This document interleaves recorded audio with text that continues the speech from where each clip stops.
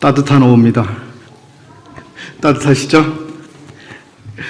썰렁한 것 같습니다. 저는 오늘 날이 더워서 반팔로 이렇게 있는데 그래도 등이 지금 축축해졌습니다. 저하고 우리 앉아 계신 성도님들하고 차이점이 하나 있습니다. 어떤 차이점이 있을까요? 예, 마스크를 쓴 사람과 마스크를 벗은 사람. 예, 속히 모든 분들이 마스크를 다 이제 벗으시는 때가 빨리 왔으면 좋겠습니다. 날은 더워지고 많이 좀 답답하실 것 같습니다. 저도 찬송을 부르면서 예배 시간에 아주 호흡하기가 좀 어려운 느낌이 있었습니다. 우선 간단하게 제가 책을 소개를 조금 드리고 오늘 나눌 말씀을 좀 드렸으면 싶습니다. 오늘 아침 시간에 우리 김은무 형제님께서 말씀 시간에 자기 딸을 고치기 위해서 주님께 찾아갔던 사람, 귀신 들린 딸에게서 이 귀신을 쫓아주시도록 주님께 가서 구했던 한 여인, 수로보니게 여인에 대한 이야기를 하셨는데요. 제가 얼마 전에 그와 관련된 책을 읽게 됐습니다. 도망자라는 책인데요. 이 전도 출판사에서 나온 책입니다. 아마 읽어보신 분이 별로 안 계실 것 같긴 합니다. 저도 모임생활 오래 했지만 최근에 읽었습니다. 패트리샤 세인트 존이라고 하는 분이 쓴 책인데요. 이분은 다년간 선교를 하셨던 자매님이시고요. 또 이 소설이나 이런 작품을 통해서 주님을 널리 알리려고 했던 분입니다.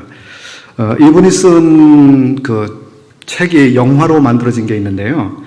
눈에 덮인 진실이라고 하는 영화가 있습니다.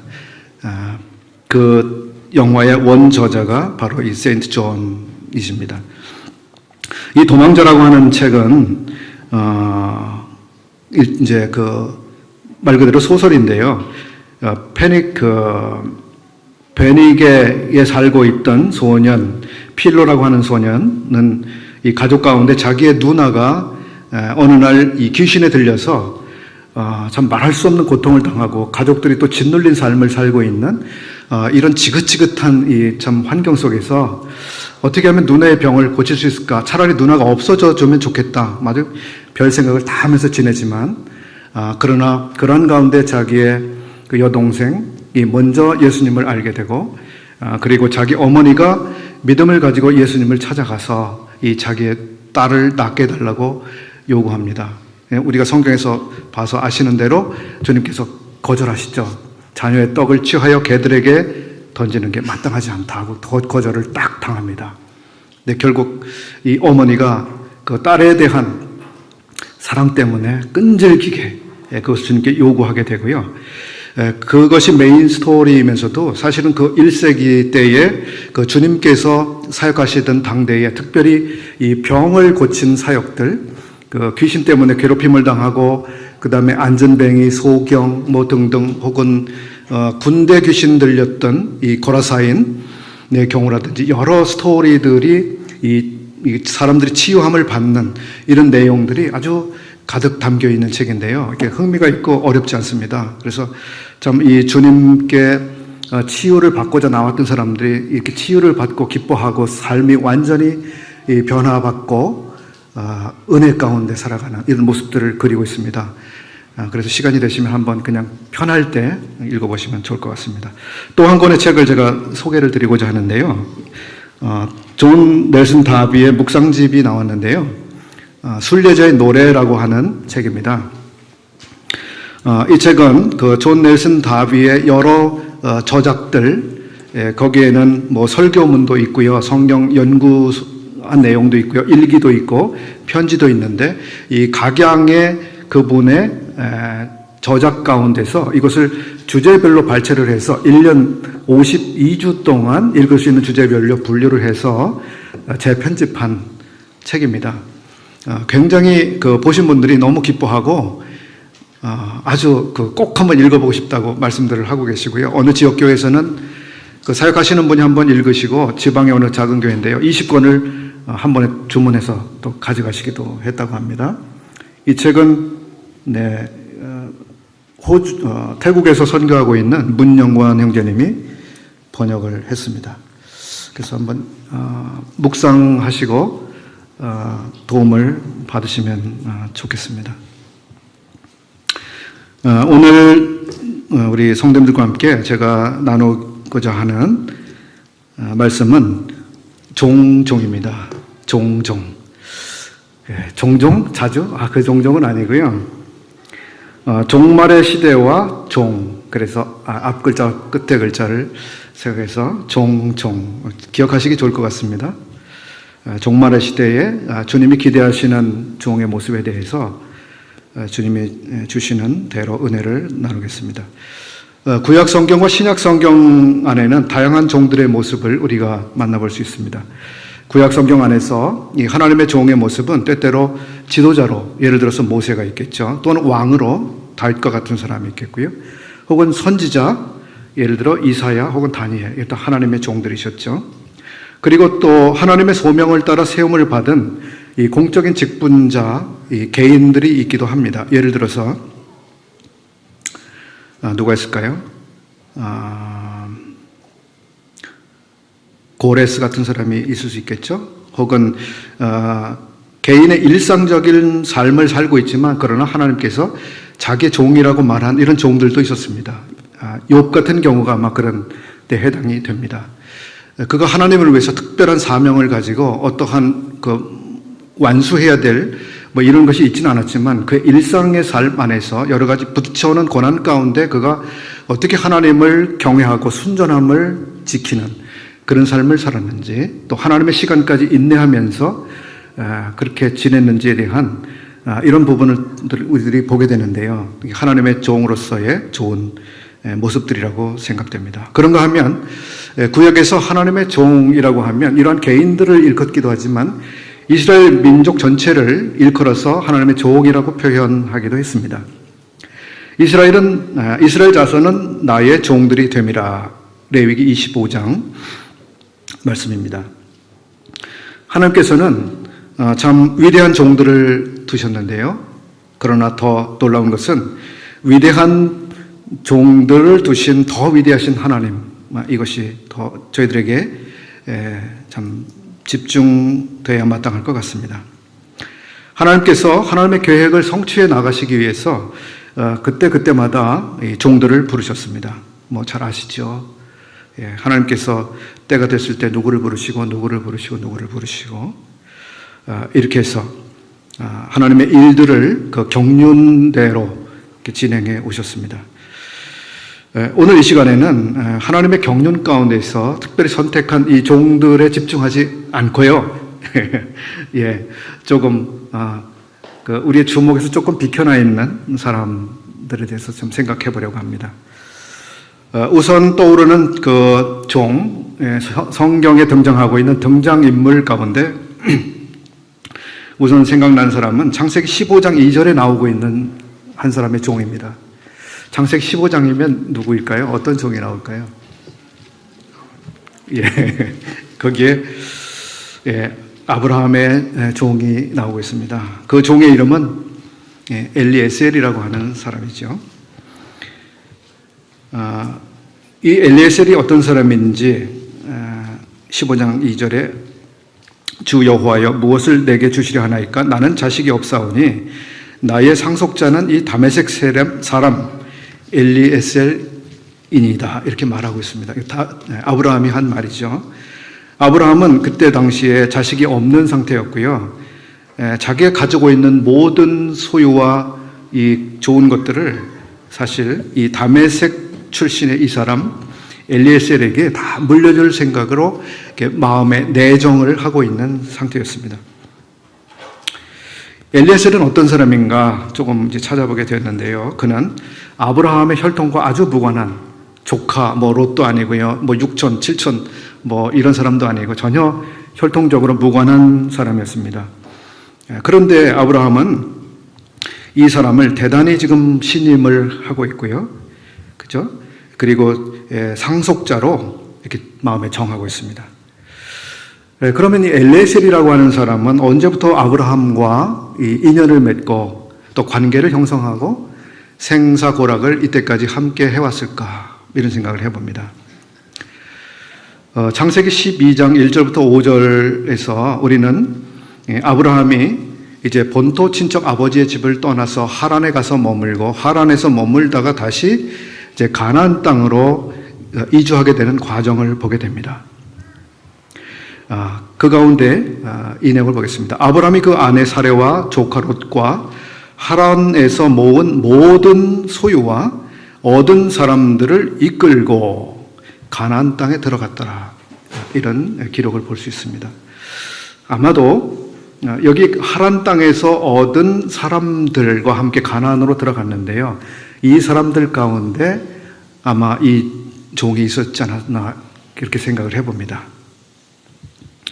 그 사람은 다메섹 사람이었습니다. 그래서 다메섹 사람이었기 때문에 거기서 더 북쪽에 있었던 하란하고 이제 이동이나 뭐가 좀 접촉할 가능성이 비교적 있는 지역의 사람이었습니다. 그래서 아마 아브라함이 있는 곳에 이 엘리에셀이 가서 이 아브라함과 함께 생활하면서 아브라함의 그 사람됨과 그의 사랑하는 모습을 보았을 것 같습니다. 엘리에셀은 아브라함에게 가서 아브라함이 하나님을 경외하는 사람이며 단을 쌓고 예배를 드리는 이런 사람이라고 하는 것을 보았을 것입니다. 그리고 이 아브라함이 실패하는 모습도 보았을 것입니다. 자기 아내 사레를 함께 데리고 애굽에 내려가서 자기 아내를 하루아침에 그냥 잃어버릴 뻔한 이런 위험한 상황에 직면하는 이런 장면도 이 엘리에셀이 보았으리라고 생각합니다. 이런 가운데서 엘리에셀이 아브라함과 함께 하시는 여호와, 그분이 누구신지를 아마 옆에서 지켜보았을 것입니다.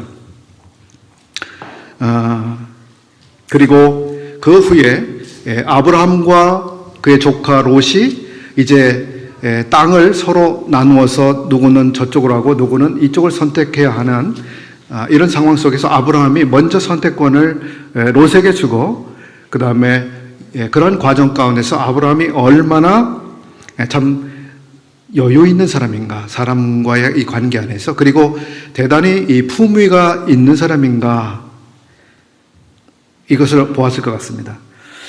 품위가 있다는 말은 신약 성경에서 우리 장로나 집사들의 자격을 말씀하실 때 아담하다고 하는 그 단어가 나옵니다. 아담하다고 하는 단어. 대단히 품위가 있는 사람을 말해주고 있습니다.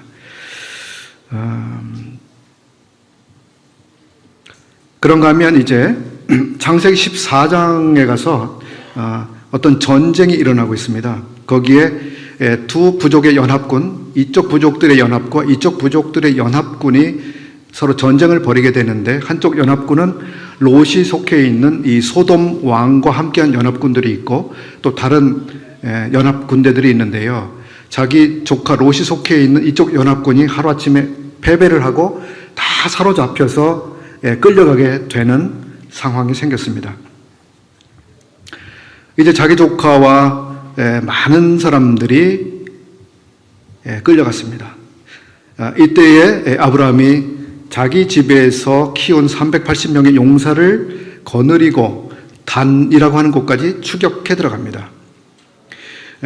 그렇게 해서 조카와 재물 그리고 부녀와 인민을 다 찾아왔다라고 창세기 14장은 기록을 해주고 있습니다. 창세기 14장 14절부터 16절까지 말씀을 한번 읽어보겠습니다. 아브라함이 그의 조카가 사로잡힘을 듣고 집에서 길리고 훈련된 자 318명을 거느리고 380이 아니라 318명을 거느리고 단까지 쫓아가서 그리고 앞에 말씀을 드린 대로 그와 그의 가신들이 나뉘어 밤에 그들을 쳐부수고 다메섹 왼편 호박까지 쫓아가 그 모든 빼앗겼던 재물과 다 찾아왔더라, 이렇게 기록하고 있습니다. 아브라함이 그때 당시 살고 있던 지역은 헤브론이라고 하는 곳이었는데요, 단이라고 하는 것까지는 130마일, 약 200km 40km 정도 되는 거리입니다.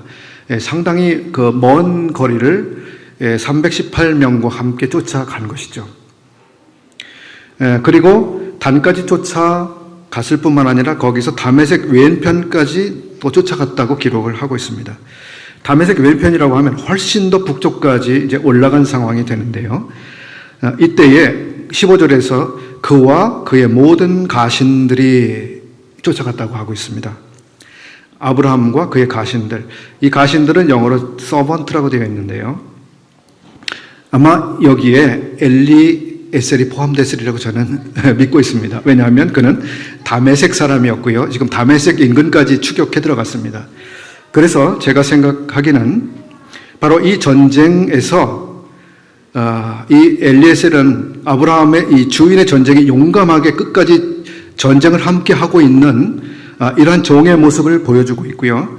특히 그는 다메섹 사람이었기 때문에 다메섹이라고 하는 지역에서 전투하는 일에 있어서 이 지리적 정보를 잘 활용할 수 있는 그런 식견을 가지고 이 주인인 아브라함을 유익하게 했을 거라는 생각을 합니다. 자, 이런 일 때문에 두 사람의 관계는 훨씬 더 신뢰가 깊어지게 되는 관계를 형성했다고 이제 그림을 제 나름대로 그려 봅니다. 이제 75세가 넘은 아브라함은 자기 후사로 이 사람을 생각을 하는 정도가 됐습니다. 저는 룻과 나오미 이야기를 잠깐 떠올렸는데요. 거기에도 하나님의 가족이 있고요. 그 다음에 이방 여인이었지만 지금 하나님의 가족 안으로 들어온 사람의 이야기가 나오고 있습니다. 지금 아브라함이라고 하는 이 믿음의 가족이 있고 그 주변에 비록 서번 종이지만 그러나 아브라함의 하나님이 어떤 하나님이신지를 계속 지켜보면서 자기도 그 하나님을 섬기는 사람이 되고자 하는 이런 마음이 이 종 엘리에셀에게도 지금 생긴 것을 생각을 해보게 됩니다. 자, 이런 점에서 룻과 나오미 이야기를 조금 떠올리게 된 것입니다. 룻기 1장 16절에서 그 며느리는 그 시어머니에게 이런 이야기를 하고 있습니다. 어머니의 하나님이 나의 백성이 되고 어머니의 백성이 나의 백성이 되고 어머니의 하나님이 나의 하나님이 되시리니 이런 이야기를 합니다. 즉, 이 며느리 모압 여자 룻은 이 어머니와 함께 된 이 백성들 가운데 한 사람이 되기를 마음에 소망하고 있습니다. 그것을 참 꿈꾸고 있는 사람이죠. 그리고 어머니가 섬기고 있는 그 하나님, 그리고 어머니와 함께 하시는 그 하나님을 자기도 섬기고 어머니가 섬기는 그 하나님과 함께 자기도 섬기길 원하는 그런 마음이 이제 가득 그 마음에 차 있는 상태라고 하는 것을 볼 수 있습니다. 저는 이 룻의 이 이야기가, 이 고백이 이 성경에서 고백하고 있는 많은 고백들 가운데 너무 멋지고 아름다운 고백이라고 생각이 됩니다. 어머니의 백성이 나의 백성이 되고 어머니의 하나님이 나의 하나님이 되시리니. 얼마나 놀라운 고백인지요.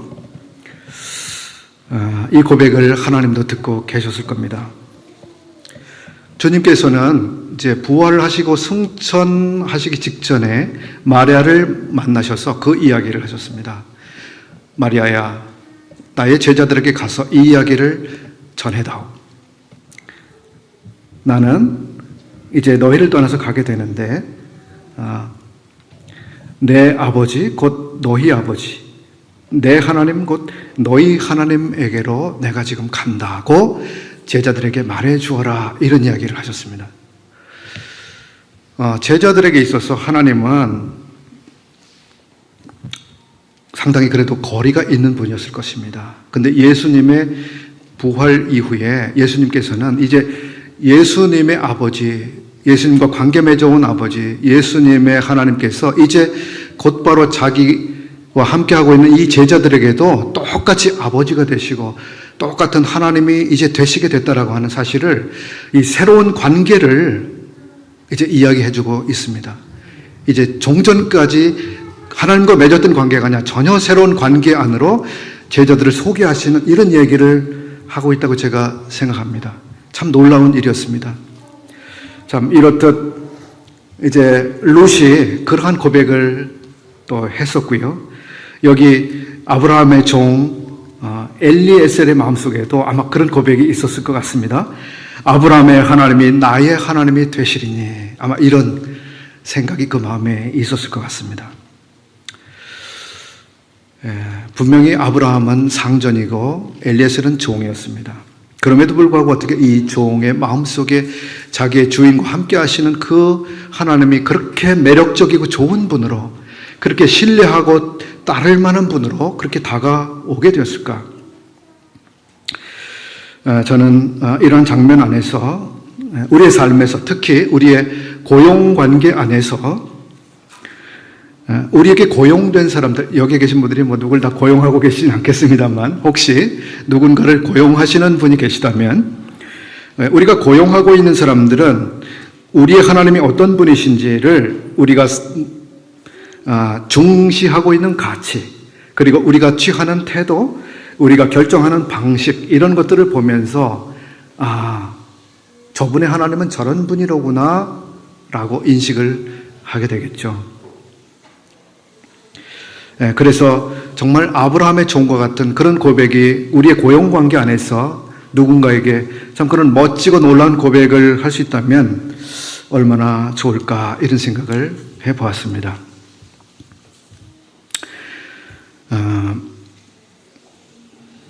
아브라함의 종, 이 엘리에셀의 면모, 그는 신앙인인가? 신앙인인가요? 하나님을 신뢰했나요? 하나님을 경외했나요? 그를 의지했나요? 이 엘리에셀의 이야기는 제가 창작한 허무맹랑한 이야기가 아닙니다. 이제 그 사람의 신앙의 일면이 창세기 24장에서 발견이 되고 있습니다. 24장을 열어서 한번 쭉 따라와 주시기 바랍니다. 24장 2절에서 보게 되면 우리는 자기 집 모든 소유를 맡은 늙은 종이 등장합니다. 이 사람이 바로 아브라함이 그렇게 신뢰하고 있는 종 엘리에셀이죠. 아브라함은 그를 충분히 지금 신임하고 있습니다. 자기 집의 모든 소유를 관리하도록 이제 맡길 만큼 그렇게 신뢰하고 있었죠. 그런데 이제 24장에서 우리가 보게 되는 것은 이 아브라함이 이제 그에게 몹시 힘들게 얻어진 아들 이삭의 배우자를 선택하는 그러한 일에 있어서 이 사람을 신뢰하고 그를 보내고 있는 장면이 나오고 있습니다. 아브라함이 자기 집 모든 소유를 맡은 늙은 종에게 이르되 청하건대 내 허벅지 밑에 내 손을 넣으라. 내가 너에게 하늘의 하나님 땅의 하나님이신 여호와를 가리켜 맹세하노니. 4절 내 고향 내 족속에게로 가서 내 아들 이삭을 위하여 아내를 택하라. 그리고요 이제 그 종이 어떻게 하고 있는지 이 뒤에 기록을 우리 쭉 따라가 볼 수 있습니다. 이 종의 마음속에 무엇이 있었는지, 얼마나 주의 깊게 하나님의 인도를 구하고 있는지 모습을 볼 수 있습니다.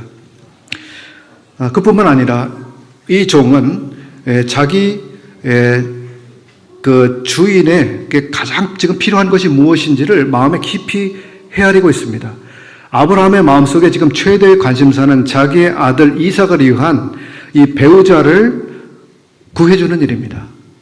참, 자기의 주인이 이토록 중요하게 여기는 일에 대해서 이 종이 마음에 깊이 지금 이해를 하고 있습니다. 그래서 정말 이러한 일을 마음을 다해서 수행해 내려고 하는 것이죠. 참으로 주인이 무엇을 지금 중요하게 여기고 있는지, 또 나에게 무엇 때문에 이 일을 부탁하고 있는지, 이런 데 있어서 이 종은 주인의 마음을 조금도 비켜나지 않고 주인의 마음과 완전히 하나가 되어 있는 이런 상태 속에서 주인을 지금 섬기고 있습니다. 24장 10절 이에 그 종이 그 주인의 낙타 중 10피를 끌고 떠났는데, 12절을 보겠습니다. 그가 이르되, 이 종입니다.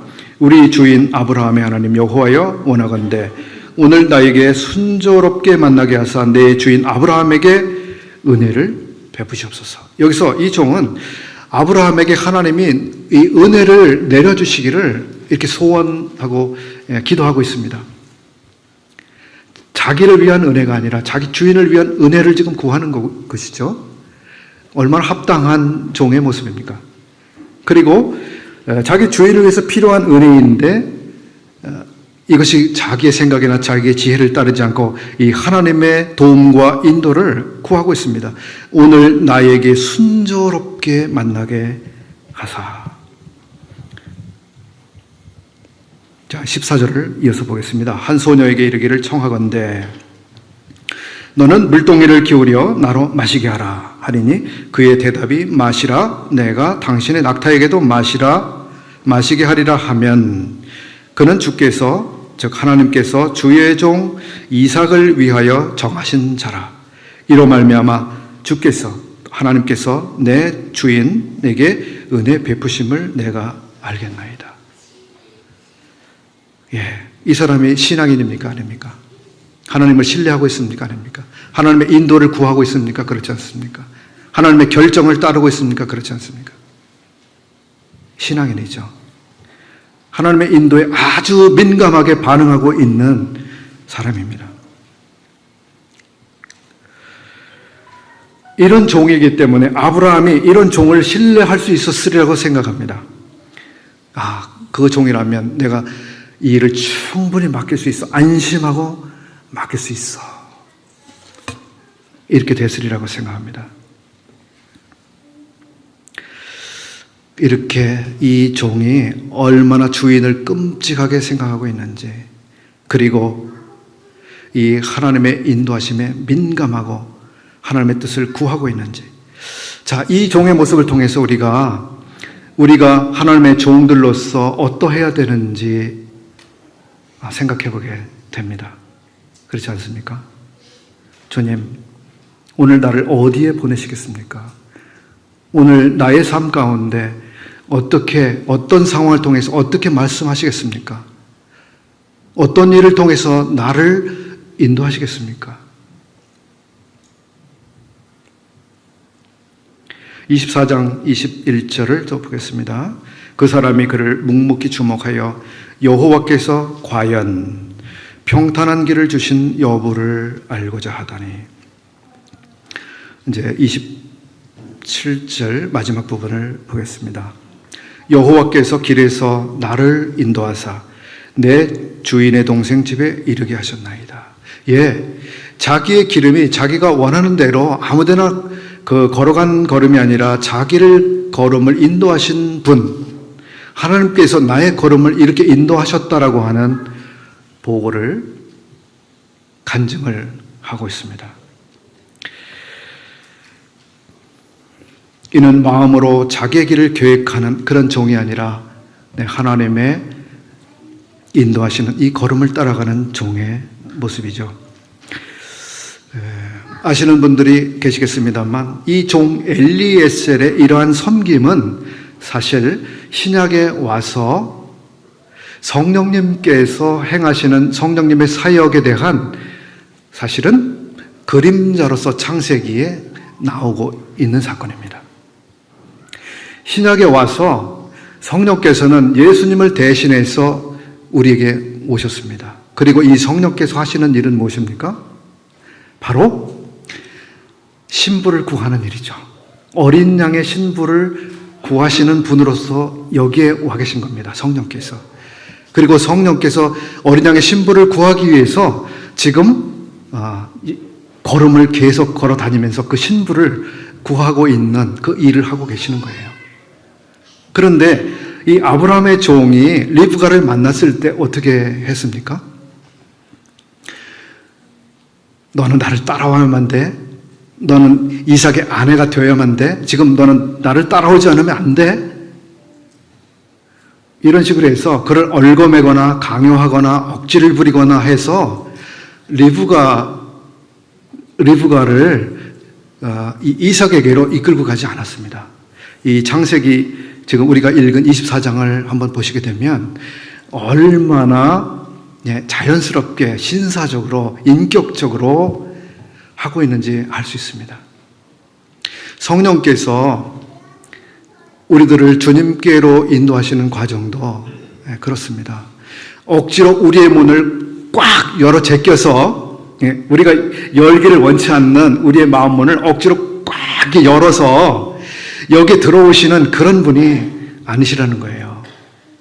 우리의 마음을 떡떡떡떡 두드리시고, 네가 마음의 문을 열면 내가 너에게로 들어가겠다. 네가 결정할 수 있다. 오늘 네가 결정할 수 있다. 그렇게 하겠느냐?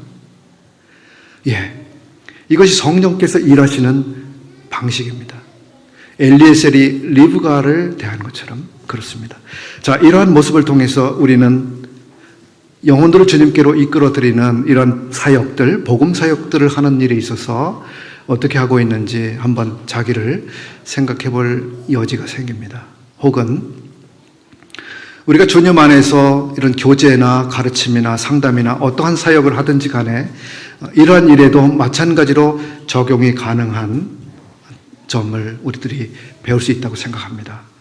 우리가 비인격적으로 억지로 강요한다든지 이렇게 하는 것은 이 주님의 일하시는 방식이 아니라고 생각합니다.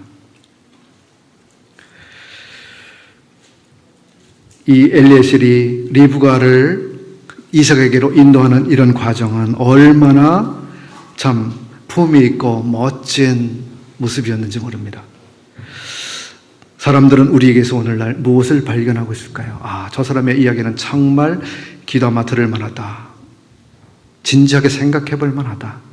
내가 한번 결정할지 안 할지 한번 깊이 생각해 볼 만한 그런 이야기다.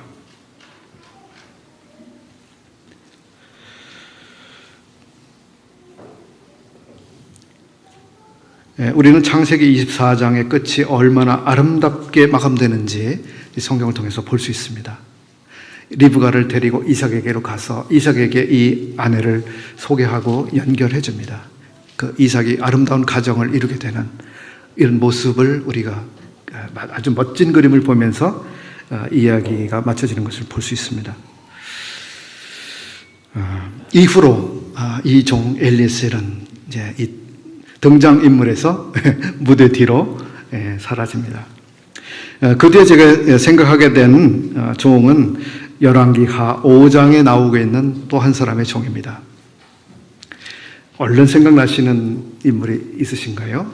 열왕기하 5장에서 거기에는 게하시라고 하는 종이 나옵니다. 게하시.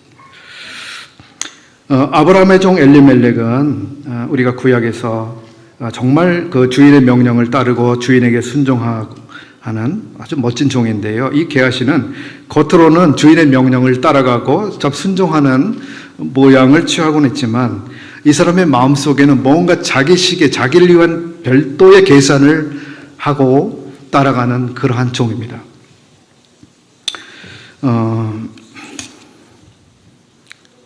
열왕기하 5장을 한번 열어주시겠습니까?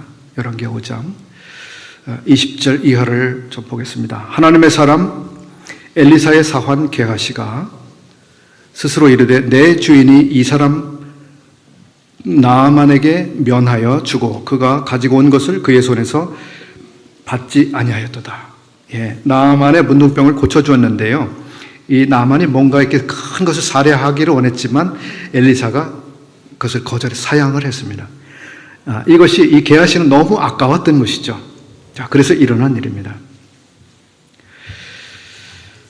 내가 그를 쫓아가서 무엇이든지 그에게서 받으리라 하고 나아만의 뒤를 쫓아가니 그가 이르되 평안하나이다. 우리 주님께서 나를 보내시며 말씀하시기를 보낸 일이 없는데 자기를 보냈다고 지금 말하고 있습니다. 그러면서 이제 자기식의 요구를 이렇게 전달을 하고 있습니다.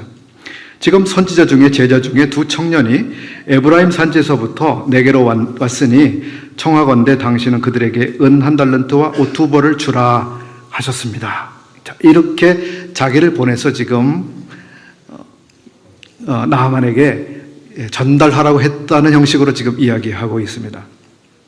자, 이렇게 해서 무언가를 받아가지고 그가 돌아가지요. 자, 24절. 언덕에 이르러서는 게하시가 그 물건을 두 사환의 손에서 받아 집에 감추고 그들을 보내 가게 한 다음 들어가 그 주인 앞에 서니 엘리사가 이르되 게하시야 내가 어디서 오느냐 하니 대답하되 당신의 종이 아무 데도 가지 아니하였나이다. 예, 대단한 사람입니다.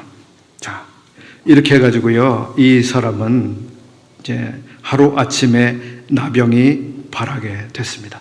나만에게 발했던 문둥병이 이제 게하시에게 걸리고 말았습니다.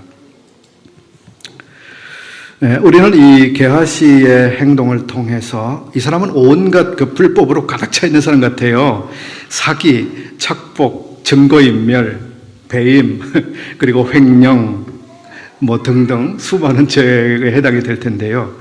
불법으로 얼룩져 있는 사람입니다. 근데 이 사람의 모습을 통해서 우리가 조금 교훈받을 수 있는 것이, 우리는 하나님을 섬기는 일에 있어서 어떤 마음으로 섬기는가. 특별히 주님께서는 디모데전서 3장 8절과 디도서 1장 7절과 11절 같은 곳을 통해서 이 하나님의 일꾼들은 더러운 이익을 취하려고 하는 그러한 동기가 있어서 일을 하면 안 된다. 이걸 경계하셨습니다. 이 게하시는 이 거룩한 이 선지자와 함께 그를 도와서 일하는 종이었는데요.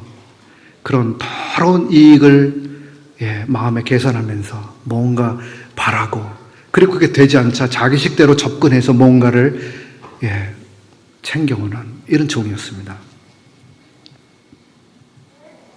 세 번째, 이제 신약 성경에서 생각된 종들의 모습이 있습니다. 특별히 종말의 시기와 관련해서 생각을 해보겠습니다. 신약 성경 안에서 보여주신 이 종들의 모습을 통해서 우리가 교훈받는 것은 칭찬받는 종의 모습입니다. 그리고 지혜로운 종의 모습. 그런가 하면 책망받고 있는 종의 모습을 볼 수 있습니다. 마태복음 24장 37절 이하에서 우리가 한 종의 모습을 볼 수 있습니다. 노아의 때와 같이 인자의 임함도 그러하리라. 그러고요, 42절 그러므로 깨어있으라. 어느 날에 너희 주가 임할는지 너희가 알지 못함이니라.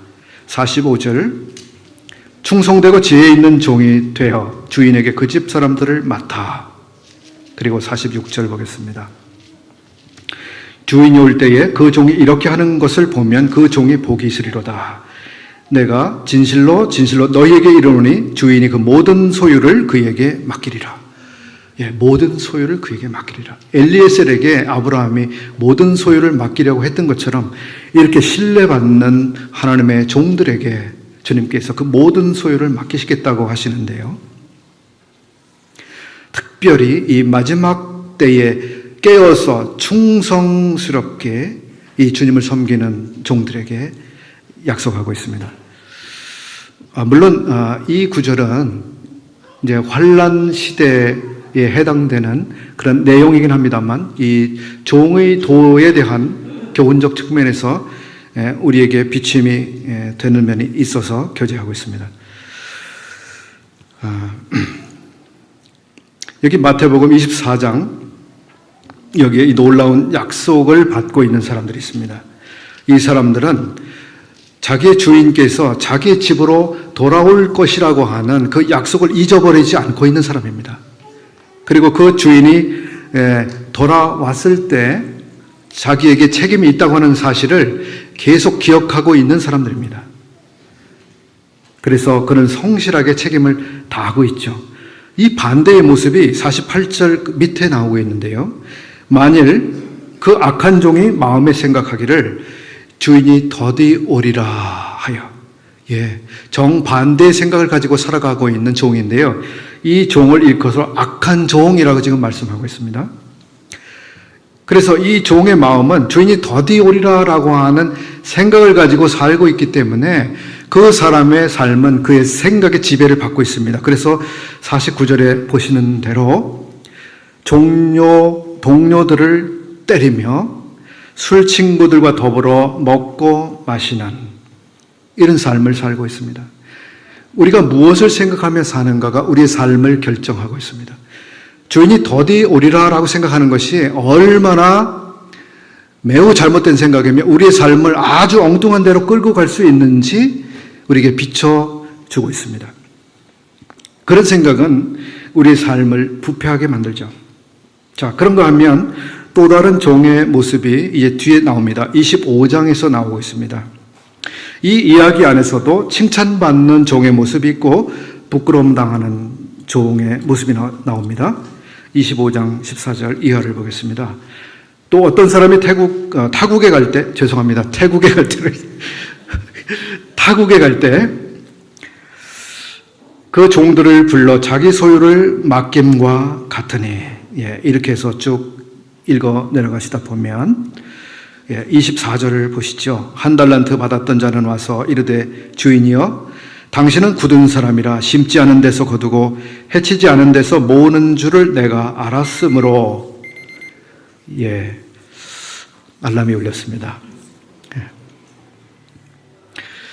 26절 보겠습니다. 그 주인이 대답하여 이르되 악하고 게으른 종아 나는 심지 않은 데서 거두고 해치지 않은 데서 모으는 줄로 알았느냐. 여기 부끄러움 당하고 있는 종은 하나님에 대해서 그릇된 생각을 가지고 있습니다. 이 종이 하나님에 대해 생각하는 것은 무엇입니까?